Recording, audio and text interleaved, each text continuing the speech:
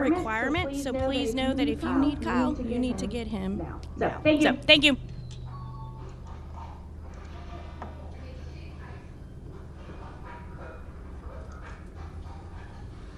Good morning, everybody. Thanks for being here. My name is Mike Verlander. I'm the president of Richard Childress Racing, and we are here with some exciting news today. We're announcing that Kyle Busch will return to RCR as driver of the number 8 car through the 2022-2026 season. This exciting news for RCR, all of our employees, for Kyle, for Richard. It continues the momentum we're building in Welcome with a goal of winning races consistently and contending for championships. So Kyle is somebody that really embodies everything that RCR and Richard represent. A tenacious focus on winning races, full of authenticity, and a kind of no-holds-barred outlook on where we need to take RCR. So with that said, with me today are Richard Childress, Chairman, CEO of Richard Childress Racing, and Kyle Busch, driver of the number 8 Chevrolet. Richard, have any comments for the group? We're really excited. This is our extending our contract on out another year, and we're really excited. Kyle has been great to work with. Everybody had questions going in. I love a driver that don't like to lose, and we've worked hard. We've got some exciting things coming up. He and I are both alike in one area, that we don't like to lose. We want to win races. I still think that Kyle will win him a championship, and we want it to happen at RCR, and that's our plans. We got a lot of new things coming. This car is a lot different. It's so engineer driven that we're stepping our engineering up more, and I'm excited about the future of where we can go. And watching Kyle race and working with him, it's been a great pleasure. He's a champion. Here's a guy who's won over 200 NASCAR races. His career is not even close to being over. That's all I got to say. Kyle, you have any comments? Yeah, certainly. I really want to give thanks to Richard and Judy and everyone at RCR for another opportunity to be able to go back and drive the 8 car for next season. Certainly echo Richard's statements on there's a lot of things happening behind the scenes, and it's a great place to be, a great place to work, great atmosphere, and a lot of grit and determination with a lot of people up there in Welcome, North Carolina. So we've certainly had our battles. It's been fun but yet challenging. Definitely isn't easy. The sport is very, very tough, very, very close and challenging, and being able to score those wins and compete for those each and every week, and we know those areas in which we can improve, both behind the wheel, on pit road, in engineering, all of the above. So this is just the pinnacle of that, and hope to continue to build on our successes that we've been working towards for the last 2 years. We're going to open it up for questions. I think CMS is going to help us with some microphones. Sky Springer Race Face Digital. I'm curious, Kyle, last year, it was the first time you didn't get a win in a season. You're staying with RCR again. How hard have you been working specifically at RCR, whether it be at the shop, behind the wheel simulator, things like that? What's some of the stuff that you've been doing as a driver, ever since last season, to try to find that little bit of extra speed? Because the talent's obviously still there. The speed's been there a lot too. What have you been doing to try to find that missing piece to finally get back in victory lane? And also to Richard, what's some of the stuff that you've been overseeing, that you've seen improvements in to get more speed week in, week out with Kyle and Austin? They've both been running good to get either of them back in victory lane. I think the speed has been there. More and more, we continue to work on that and get that closer to where it's consistent speed. I feel like there's times in the race where we do have top speed, but it's not the whole race. So we've got to work on beginning to end and being able to put everything together. So that's a big part of what you see a lot of these guys that are winning right now that are capable of, is they're just good from start to finish. So that's a big piece of what we're doing as far as the workload. The workload has been higher. That's for sure. There's a lot going on, whether it's team meetings or meetings with upper management, things like that. Obviously, each week we do our driver debriefs. Each week we're in the simulator, whether it's for GM or whether it's for ourselves and our own race team, and trying to factor in much of the simulation and making that better. And just I would love to be up at the shop a little bit more. I will say and be honest that I'm not there as much as I'd like to be. So maybe there's a step in that time frame that I can work that into my calendar. I'll just echo everything he said. We got a lot going on. The small details on these cars mean so much.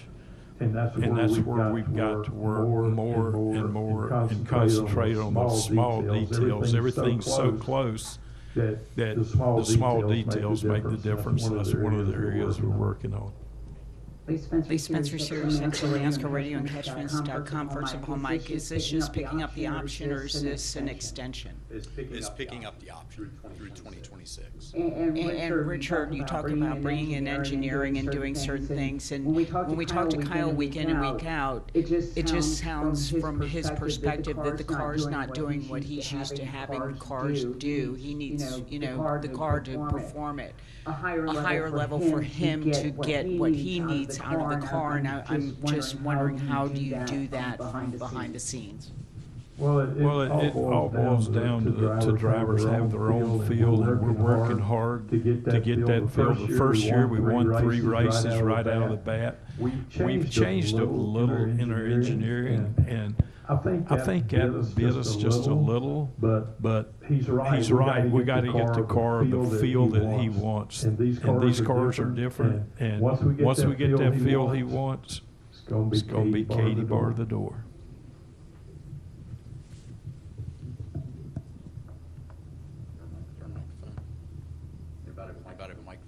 Go ahead, Jordan. You have it. Jordan Bianchi, The Athletic. Question for both of you. You mentioned the option. Has there been conversations about maybe extending this past 2026, and where do those things stand?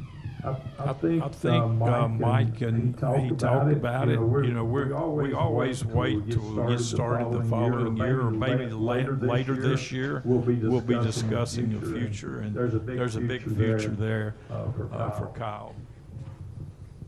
Another question for Kyle. You get asked this a lot, but you're kind of getting that through your career. His retirement, or when that retirement date has started to creep in at all about setting it? No, not at all. There's kind of the vision or the plan, if you will, on being able to race in some truck races with Brexton alongside him. So obviously that's 6 years from now before he can make that start. So that would sort of be an idea of when I would look at stepping aside from Cup Series racing. But it's a long ways out.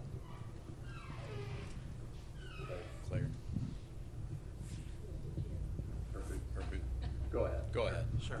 Clearly no media facilitators. Zach Sterniolo, NASCAR.com. Kyle, for you, why does this make sense now from your perspective? You've mentioned the work going on behind the scenes. What have you seen over the last few years here, and particularly over the off-season, and all the changes that have been made behind the scenes that tells you this is all worth it and this is the right place to be for you through 2026? Well, I think I give a lot of credit to Richard and him believing in me and giving me the opportunity to be able to come over here and have a chance to drive his cars. So for me, rewarding him with that and having the success on the racetrack is paramount. Being able to continue on when I first joined. I feel like there were some things that we were doing within the rules at that time that got us some extra speed, and then there was definitely some things that kind of came down that they didn't like us doing, and so that's sort of where we've lost a little bit. If people are wondering why have we not been able to win like we did in the first 16 races, so it's just a matter of being able to continue to work with the people that are there. It's a great culture. Everybody, I enjoy working there. I fit in well there. They enjoy having me there. I will say Austin's been a fantastic teammate. His demeanor and the way that we're able to work together, we talk a lot about the same things and describe it in much of the same fashions, but he's been a really good resource to rely on as well too. So it's good to have a teammate factor that that helps keep you there. Mark Garrow, PRN. Kyle, you just sort of touched on it. It feels, from the outside looking in, this is a really good match where you get in a tough spot. This is a team that your owner will take off his watch. Back you up. Have you had that kind of comfort that this team is truly behind you? Yeah, no, definitely, absolutely. I think Mike said that a little bit, and then I've kind of echoed that a little bit. Where it is a place where I enjoy working with those that are there, that I get to work around each and every week. The race team guys and stuff like that. It's definitely not due to lack of effort. I will say that. There may be some things where we can be a little bit better on here or there, a little bit smarter on here or there. Sometimes it's not work harder, but work smarter. And so we're definitely finding some of those key points. We had some turning points last season. Nashville, I remember being a distinct turning point, and then after the summer break, being another one that we've been able to come out of those a bit stronger, and so we're continuing to build on those. There's a great chance that a number of drivers may be able to make the playoff on points, given how many winners we have at this point, looking at the history of this. How do you feel about being able to break into the top 16 in points? Is that a focus as well as trying to win? We have to be better at stage racing, stage points gathering, stage points, stage 1, stage 2. We have to be able. That's our weak spot. If there is one that we can certainly pinpoint really hard on. And you look at the top guys that are at the top of the standings. They've got 160 to 180 points, I think, for stage points, and I think we're in the 20s or 30s. I mean, that's a 100-point swing. So plus, if we had 100 points from being able to score points in stages, we'd be 8th in points right now, I think, somewhere in there. So we wouldn't even be talking about the bubble. So we definitely got to focus more on that and be able to hit on that. Claire B. Lang, there was a time when you've owned teams, right? There was a time when I would have thought you didn't have the patience to help build a team because you wanted to win right away, and yet you're the guy that people would want there to help build a team. Does Brexton figure into any of this, looking at staying at Richard Childress Racing, and have you gained now the patience, I guess, to help build this team? You certainly have the knowledge and the ability. No, I haven't been Brexton's agent on negotiating terms for him quite yet. So he's 10 years old. But I will say, and I'm grateful to the fact of Richard and all of our partners that we do have at RCR, that many of them do take an interest in him and see an interest in him. Most notably, Lucas Oil is a part of his racing and stuff, and Morgan has picked up on that and put him in a commercial. So those are really unique situations. Jedders as well too helps out on his racing. So there's a really unique situations where those partners are really happy and pleased with him and what he's doing off the racetrack. So it helps our budget a little bit with his racing. So grateful to that fact. And Richard, do you see Brexton as I remember when you handed him the contract when you signed Kyle. Do you see Brexton as someone Kyle helps build the team? Brexton comes along. He certainly is doing well. Yeah, he is, and I did sign him a contract, a $100 bill when we signed up with Kyle. So I've watched him race some and watched him on some of the YouTube stuff or different things that somebody had sent me, and I congratulated him. He won the championship in Florida, wasn't it? Yeah, and I texted him and congratulated him on that, and watched him run over Millbridge. He's a real deal like this one. I just hope I'm around 10 years. I'm not as young as I used to be. Maybe Austin retire or somebody. Yeah. Pat Jaggers, MRN. OPEC here. This question is for Richard. With Amazon Prime releasing the Earnhardt docu-series, for you, what's it been like to see that come to life? I haven't seen it yet. I did about a 5-hour deal with them, and everyone that I've spoke to thinks it's great. I haven't seen it. I'll be watching it, but it's great to keep his image alive, letting people know the really history going back in time. I think it's great to have them put out this documentary. I think it's the third one. And this question's for Kyle. Just looking forward to Nashville next week. How do you think the racing has evolved there since we started going in 2021? I think the racing in Nashville has been really good. I remember years ago, a long time back in the Xfinity days and whatnot. It was a one-groove racetrack around the bottom of the racetrack. Wasn't really conducive to a whole lot of side-by-side racing and whatnot. But the last few years has really been good there. The track really widens out. There's guys that are running all the way up at the top groove. So it's been a good show. So hopefully the fans enjoy it. I hope it's not too hot next week. Perfect weather here this weekend in Charlotte. So look forward to Nashville. We got time for one or two more questions, and we got to wrap up. Go ahead, Dustin. Kyle and Richard. Kyle, obviously you've won a lot in your career, and this is probably the only lull you've had. Has this been humbling at all? And when you do win again, I imagine that Richard Childress Racing is going to have one heck of a party.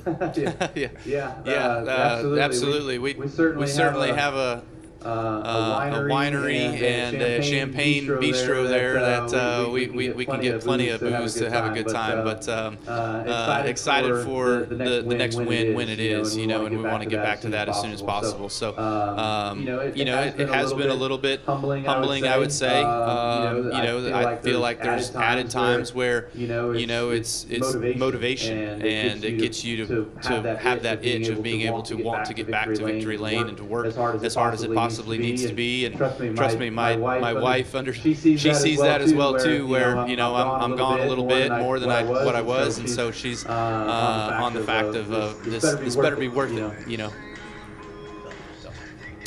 Dustin Long, NBC Sports. Richard, with everything that you've done throughout your career, you've earned every right to take a vacation for a very long time and not be at the track. Why are you still here? Why does this matter?